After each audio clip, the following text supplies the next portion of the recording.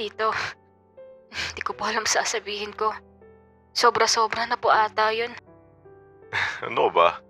Maliit na bagay lang yan kumpara sa kabutihan pinakita mo sa anak ko. Tsaka, hindi naman libre to na basta binigay ko lang. Isipin mo lang na advance na regalo ko to sa'yo. Dahil napakabuti mong kaibigan kay Raf. Kaya sige na. Biglang tumulo yung luha ni Chloe.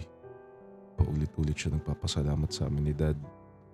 Agad naman lumapit si Dad at tinapik yung likuran ni Chloe para patahanin siya.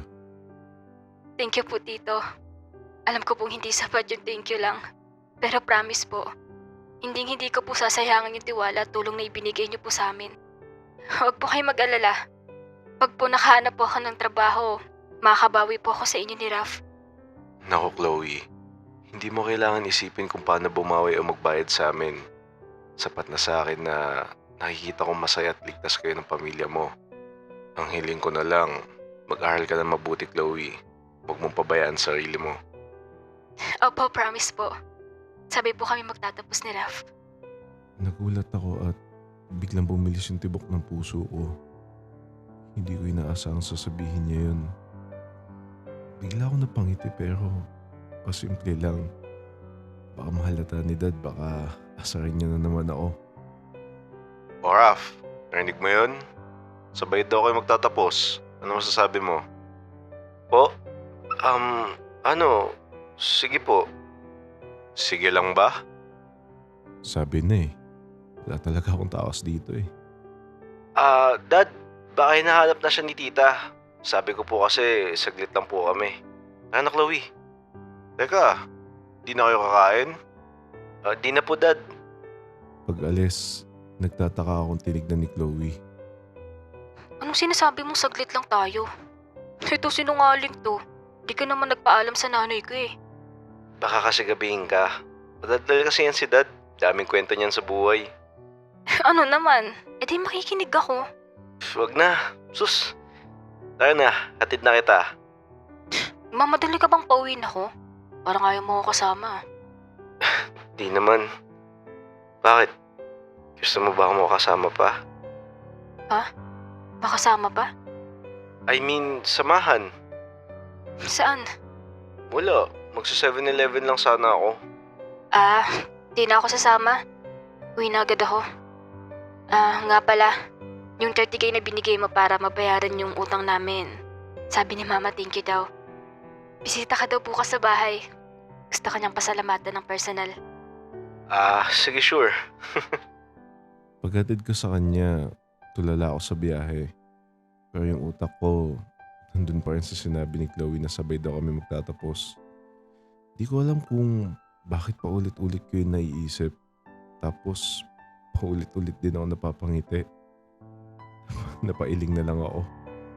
Ano ba itong naramdaman ko? Baka naguguluhan lang siguro ako. Galing ka sa classmate mo? Opo. Yung tingin ni Mama parang nanunukso. Kala niya ata nag-date kaming dalawa. Ay, Ma. May good news nga po pala ako sa inyo.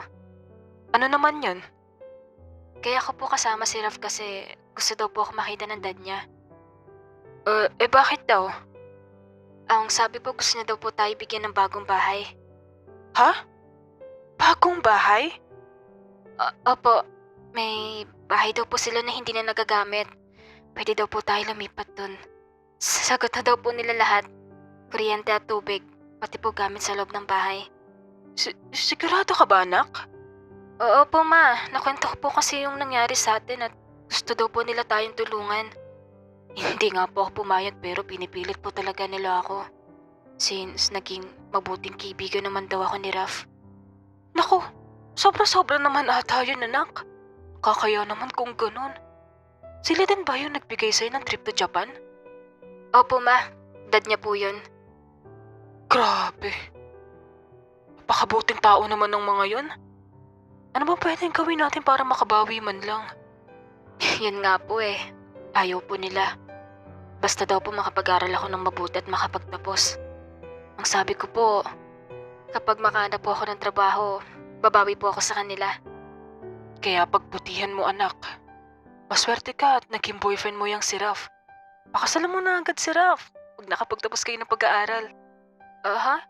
Ma, hindi ko po boyfriend si Raf. Hindi pa ba? Opo, ma, hindi po. Magkaibigan lang po kami ni Raf. Sadyang mabait lang po talaga sila sa akin kaya ganun.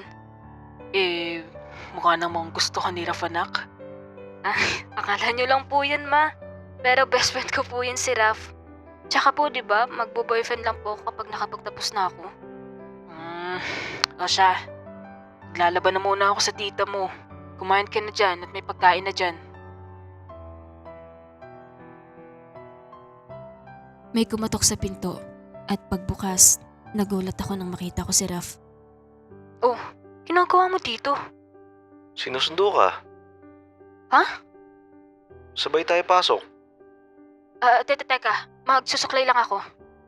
Sige, antayin kita sa labas. Pagsara ko ng pinto, nakita ko si Mama na nakangiti. Ayun na naman yung tingin niya sa akin. Ma, pasok na po ako. Ingat kayo. Paglabas ko, nakasandal si Raf sa kotse habang nag-aantay. Tara. Ngayong pumasok siya, para akong nabuhayan. Nitong nakaraan kasi, tahimik ako kasi wala siya.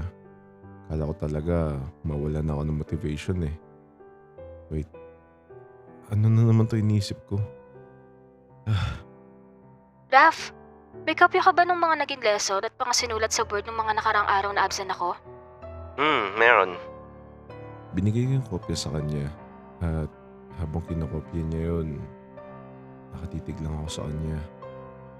Ewan ko ba, sa bawat galaw niya at bawat pag-crop ng mga mata niya, mas lalo ako nahihirapan na itanggi sa sarili ko na kung ano ba talaga itong naramdaman ko para sa kanya. Okay na. Thank you. Baba tayo.